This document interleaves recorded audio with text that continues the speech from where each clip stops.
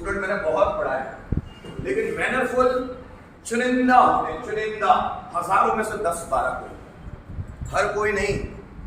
क्योंकि ईश्वर ने सबको एक गुण दिया है, वो गुण है अपने आप को श्रेष्ठ समझने का गुण, और ये गुण अच्छा है। इसी गुण के कारण व्यक्ति अपने अस्तित्व के साथ रह सकता है। अगर वो खुद को ही गधा, उल्लू, बेवकूफ समझने लग जाए तो वो फ्रस्ट्रेशन में आ जाएगा, निराशा में आ जाएगा। तो ये ईश्वर ने ये प्रकृति प्रदत्त गुण दिया है उसको कि इंसान अपने आप को अच्छा समझेगा, श्रेष्ठ समझेगा।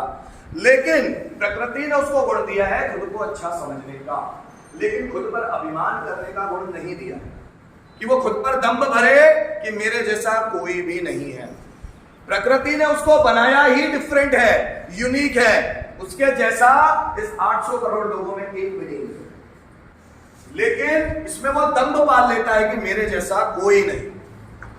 आपको चलो दंभ भी पाल लिया, ठीक है, आपके जैसा कोई नहीं, लेकिन दूसरों को छोटा समझने का हक आपको नहीं है। इसी को बोलते हैं शिष्टाचार, कि आप खुद को अच्छा माने, इसमें कोई बुराई नहीं है, लेकिन दूसरों को छोटा ना समझे, दूसरों को अंडर एस्टिमेट ना करें।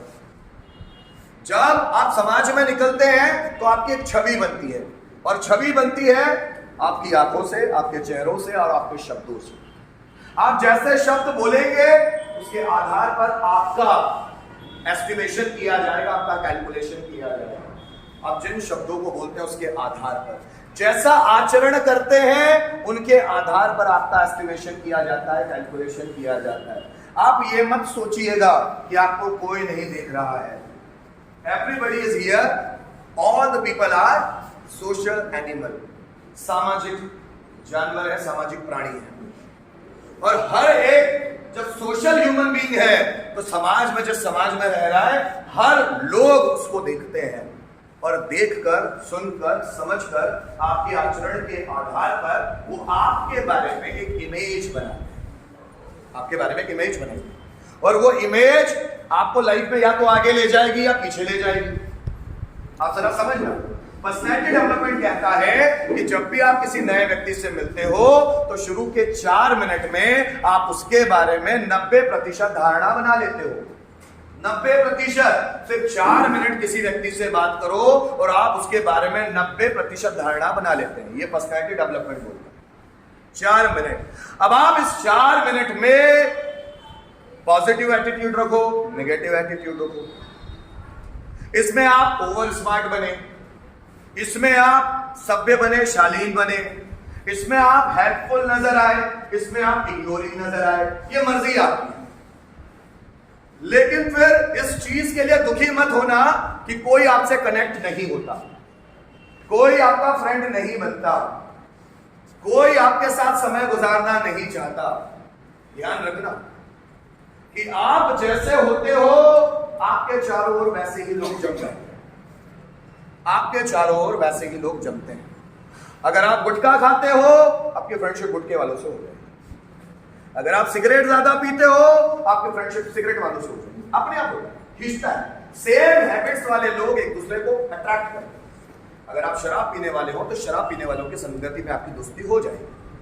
अगर आप सच बोलने वाले हो, स्वाभिमानी हो, तो आपके आसपास भी आपकी दोस्ती उन्हीं लोगों से होगी जो सच बोलते हैं, जो स्वाभिमानी।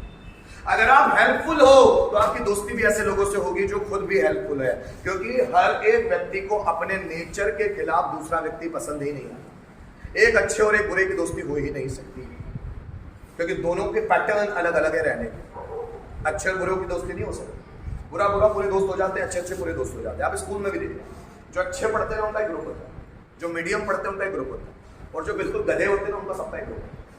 तो हर एक व्यक्ति अपनी संगति के हिसाब से ही फ्रेंड अट्रैक्ट करता है।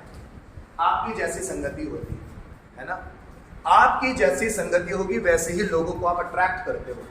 जैसे कौरवों की ओर कृष्ण अट्रैक्ट नहीं होते, क्योंकि कृष्ण के वो गुण नहीं है जो कौरवों के हैं, और पांडवों की ओर शकुनी अट्रैक्ट नहीं होते, क्योंकि पांडवों के जो गुण है वो शकुनी के नहीं है।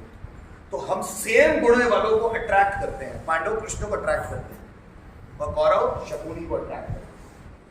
आप जरा समझ रहे, जो व्यक्ति जैसा होता है ना, अगर आप उस व्यक्ति को पहचानना चाहते हो कि पर्टिकुलर आप भी कैसे होगा, if you want to know yourself deeply, गहराई से जानना चाहते हो तो देखो कि ऐसे कौन से 5 लोग हैं जिनके साथ आप ज्यादा समय गुजारते हो। You are the combination of those 5 people. आप उन 5 लोगों का कॉम्बिनेशन हो जिनके साथ आप ज्यादा रहते हो।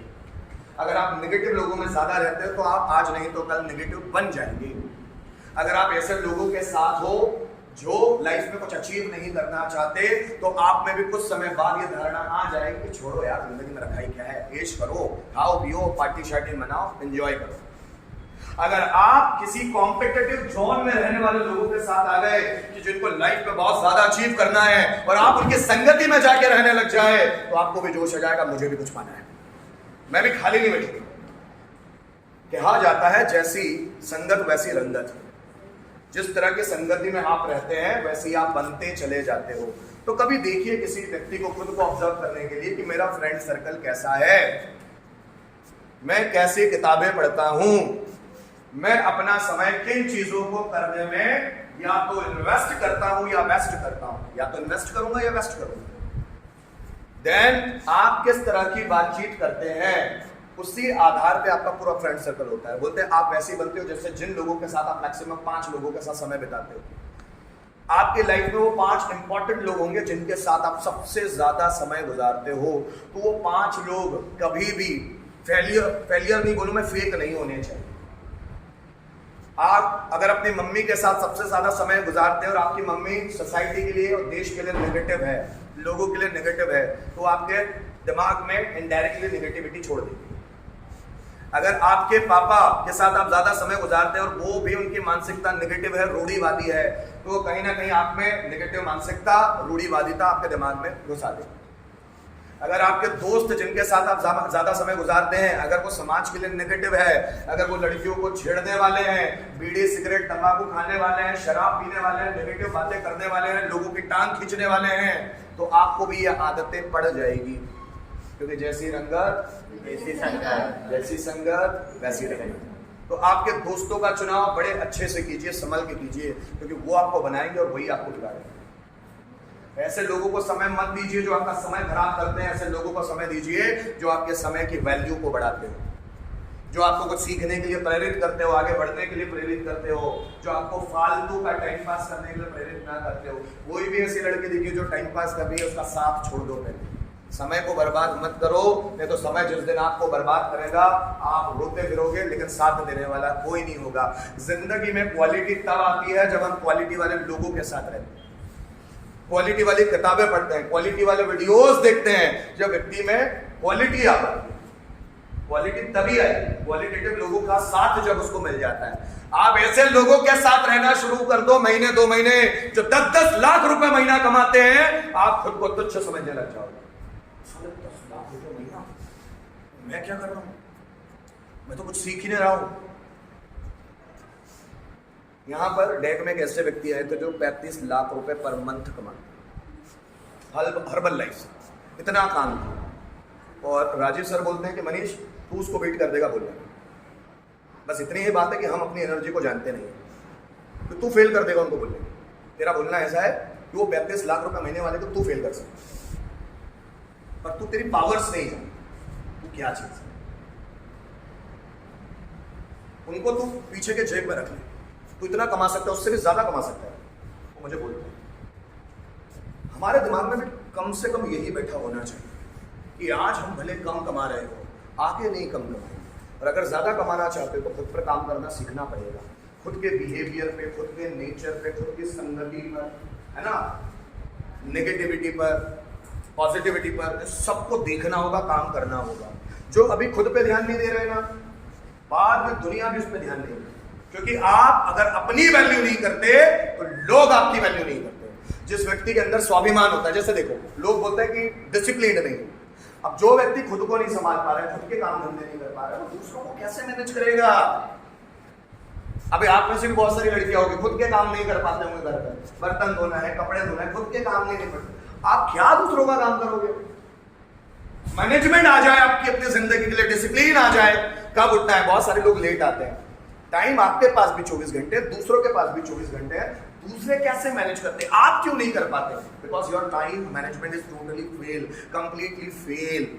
इसीलिए आप लेट भी होते, पढ़ने का समय नहीं मिल रहा। सबके पास 24 घंटे, उनके पास ज्यादा थोड़ी ना, आपके पास कम थोड़ी ना, सबके पास इक्वल है। उसी टाइम में कुछ लोग बहुत ज्यादा पढ़ रहे हैं और कुछ लोग पढ़ ही नहीं रहे। फिर हम बोलते हैं वो लोग आगे निकल, आगे वो तभी निकलेगा जब वो एक्स्ट्रा कुछ करेगा, एक्स्ट्रा कुछ करेगा। ऐसे लोगों को समय देना ही बंद कर दो साला, जो अपना समय बर्बाद है। समय देना मतलब जिंदगी देना होता है भाई। Life is equal to 80 years. जिंदगी मतलब क्या है? समय है। तो वो समय किसी को भी कैसे दे सकते हैं? हमारी जिंदगी किसी को भी कैसे दे दे? अगर आप किसी को समय दे रहे हो तो जिंदगी दे रहे हो उसको अपनी। और ये जिंदगी का सबसे अनमोल गिफ्ट है ईश्वर का। जा 80 साल दिए, उखाड़ ले जो उखाड़ना है। और लोग सालों बर्बाद कर रहे, उनको समझ ही नहीं आता कि मैं क्या कर रहा हूं, क्या करने जा रहा हूं, कितना समय बर्बाद कर रहा हूं मैं, वो समझ ही नहीं आता। आप लोगों में से भी बहुत सारे लोग होंगे, मैं पर्टिकुलर किसी को नहीं बोल रहा हूं, मैं सबको बोल रहा हूं। अपना टाइम आपके पास है। बुढ़ापे में बहुत सारे लोग फ्रस्ट्रेट होते हैं, पता है? बुढ़ापे में आपके पापा मम्मी दादा दादी को देखिएगा, उनके चेहरे देख के समझ में आएगा कि फ्रस्ट्रेशन है चेहरे पर। पता है क्यों? क्योंकि लाइफ में बहुत अचीव कर सकते थे लेकिन अचीव किया नहीं। लाइफ में बहुत झंडे गाड़ सकते थे पर झंडे गाड़े नहीं। पता है क्यों? क्योंकि उस वक्त कोई समझाएगा भी तो समझ में नहीं आता। एनर्जी का उबाल इतना ज्यादा होता है, इतनी ज्यादा इंसान में ऊर्जा होती है कि उसको अपने से बेटर कोई नजर ही नहीं आता। कि माँ बाप भी समझाए तो समझेंगे नहीं, टीचर से समझाए तो समझेंगे नहीं। समझना मेरी बात। अभी इतना उबाल है हम में, इतना उबाल, कोई नहीं समझेगा। जैसी एनर्जी खत्म होने लगती है ना, अनुभव बढ़ते हैं जिंदगी के, तब समझ में आने लगता है कि यार बहुत कुछ छोड़ दिया जिंदगी, बहुत कुछ किया जा सकता था। ये जिंदगी मिली थी बहुत कुछ करने के लिए, पर इसको बिता दिया मैंने बहुत ना कुछ करने में। बहुत सारी चीजें। आप दुनिया में से 2-3 काम करने के लिए पैदा हुए, सिर्फ 2 या 3 काम, वही 2-3 काम आपकी जिंदगी बनाएंगे। बहुत सारे काम करने की जरूरत नहीं है। इतना क्वालिटी बढ़ाओ कि लोग आपके लिए कपड़े धोए, लोग आपके लिए खाना बनाए, लोग आपके लिए कार साफ करे। इतनी क्वालिटी खुद की बढ़ाओ। ये सब छोटे मोटे काम आपको ना करना पड़ेगा। आज करने पड़ते हैं, मैं खुद भी करता हूं अपने घर में, लेकिन आगे वो आपको करने ना पड़े। आपने ये छोटे मोटे काम छोटे मोटे लोगों को दे दिया, तू संभाल, मैं सिर्फ मेन काम करूंगा, सिर्फ 2-3 काम। बहुत सारे काम नहीं करने हैं। बहुत सारे कामों से तो समय चला जाएगा भाई, सिर्फ खास खास काम। लेकिन अभी सब करना पड़ता है। जैसे एज में हमें ना, या सब करना पड़ेगा, घर में बर्तन भी धोना पड़ेगा, कपड़े भी धोना पड़ेंगे, मैनेज करना पड़ेगा, जॉब करना पड़ेगा, सब करना पड़ता है। और ये जिंदगी की थाली कोई आपको यूं ही परोस को नहीं दे देगा। इस थाली जो परोसी है ना, उसमें बहुत मेहनत करनी पड़ेगी, बहुत मेहनत। मैं इसलिए बार बार बोलता हूं, अगर आलसीपन है तो उतार फेंको उस आलसीपन को। जो आलसीपन हमको आगे बढ़ने से रोकता हो, फेंको ऐसे आलसीपन को जो हमको कुछ पढ़ने नहीं देता है। ये मोबाइल को साइड में रख दो, यहाँ आए साइलेंट या स्विच ऑफ करके पटक दिया। मेरी जिंदगी से ज्यादा जरूरी है मोबाइल नहीं है, कोई व्यक्ति मुझसे ज्यादा जरूरी नहीं है मेरे लिए। आप जरा समझना, मैं यंगस्टर्स को बार बार लव के एग्जांपल देता हूं। पता है क्यों? क्योंकि वो उसी चीज में खत्म हो गए। Mobile, Facebook, WhatsApp, Instagram. आपसे कोई प्यार भी करता है ना भैया, तो स्वार्थ है उसका। बिना स्वार्थ के दुनिया में कोई प्यार नहीं होता। जिसको आप प्यार बोल रहे हैं अभी की भाषा में, वो सिर्फ स्वार्थ है। अगर मैं उसके परखच्चे बोलने लगूं ना, तो आप मानने लग जाएंगे। अगर कोई व्यक्ति आपसे प्यार करता तो ये मत समझ लेना कि वो प्यार कर रहा है। अरे आप अच्छे दिखते हो इसलिए प्यार करता है। अच्छे नहीं दिखोगे तो आपसे प्यार नहीं करेगा। अच्छे दिखते, उसका स्वार्थ है उसके पीछे। और आपके थ्रू उसको अच्छी फीलिंग मिलती है। जिस दिन आपके थ्रू उसको अच्छी फीलिंग मिलना खत्म हो गई तो आपको छोड़ने में 2 मिनट नहीं लगाए। ये लाइफ सिर्फ फीलिंग का खेल है, फीलिंग का। कि आपको किसी से अच्छी फीलिंग मिलती है तो आप उसको अच्छा बोलते हो, किसी से आपको खराब फीलिंग मिलती है तो आप उसको बुरा बोलते हो। So all are the vibrations. हर एक व्यक्ति यहाँ वाइब्रेशंस है, कंपन्न है। जैसे क्वांटम फिजिक्स बोलता है, हर एक चीज कंपन्न है, हर एक चीज एक वेव है, तरंग है। हर एक व्यक्ति की पर्सनैलिटी से या तो पॉजिटिव वाइब्स आती है या नेगेटिव वाइब्स आती है।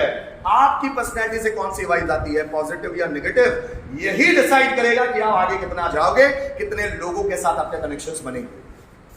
आपको कोई देखे तो कोई नेगेटिव हो जाता है, या आपको कोई देखे तो कोई पॉजिटिव हो जाता है। यही वाइब्स डिसाइड करेगी कि कितने लोग आपके कांटेक्ट में रहेंगे फ्यूचर में। आप समझ लेना।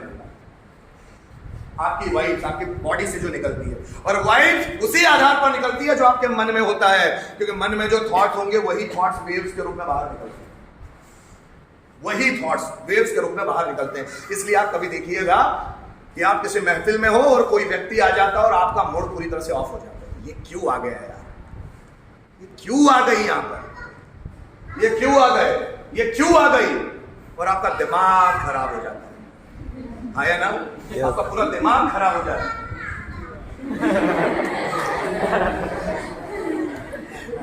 तो आपका दिमाग खराब हो जाता है, आया ना। तो व्यक्ति में वाइब्रेशंस निकलती है, हर एक व्यक्ति, आप में भी कुछ वाइब्रेशंस होगी जो निकलती है, हर एक व्यक्ति में होती है। आपके आने से किसी को अच्छा पॉजिटिव लगना चाहिए, इस तरह बनाए। जब थॉट्स पॉजिटिव होते हैं ना तो वाइब पॉजिटिव होती है और सामने वाले को बहुत अच्छा लगता है, बहुत अच्छा फील होता है, मन खुश हो जाता है इसको, और नहीं तो वर्ड लग जाती है सामने। आप समझ रहे हो मेरी बात, समझ में आती है थोड़ी बहुत? आप मैं love affairs, confidence, personality development सब पे लेक्चर कर रहा हूँ, सब पे लेक्चर, पर सुनने वाले समझ नहीं आता, क्योंकि ये उम्र में एनर्जी इतनी ज्यादा है ना कि कोई संभाल ही नहीं सकता उसको, और संभालने वाले मिल जाए तो हनुमान बन जाते हैं। संभाल ली अपनी एनर्जी को, एनर्जी अंदर ही है, एनर्जी अंदर ही है, और वो एनर्जी यहाँ तक आ जाती है आज्ञा चक्र पे, और यहाँ पर चली जाती है सहस्त्रार चक्र से, यहाँ ब्रह्म रंध्र से निकलते हुए आसमान में जाकर कनेक्ट होती है ईश्वर से। फिर वो व्यक्ति खुद ईश्वर है, हनुमान जी खुद ईश्वर है, क्योंकि अपने अंदर की एनर्जी को संभाल लिया उन्होंने। हमारी एनर्जी हम संभाल ही नहीं पाते, इसलिए भटकते भटकते अलग अलग दिशाओं में, डायरेक्शंस में जाती रहती है, और जब अपनी एनर्जी को हम संभाल नहीं पाते ना तो हम सिर्फ फ्रस्ट्रेट होते हैं। इस दुनिया में लव जैसी चीज कोई एग्जिस्ट नहीं करती, होती है, मैं अपने अनुभव से बताऊं, होती है नहीं, सिर्फ अंडरस्टैंडिंग काम करती है, सिर्फ अंडरस्टैंडिंग।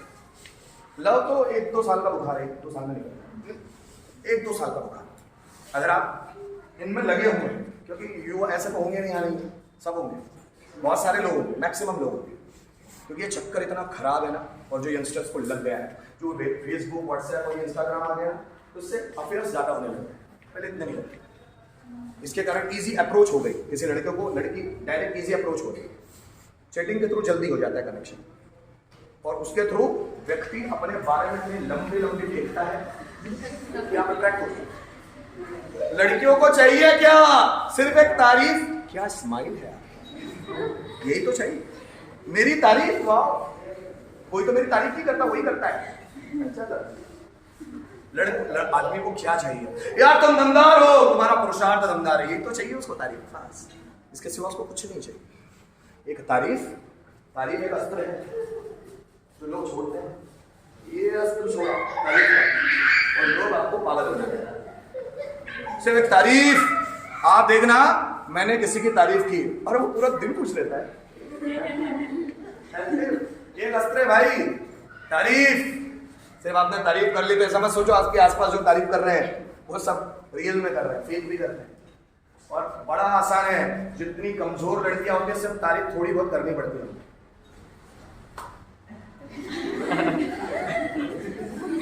और वो घर में जाके आईने में सबसे पहले देखती है, दिखती तो हो, चक्करों में मत पड़ो, उसका काम है आपको बेवकूफ बनाना।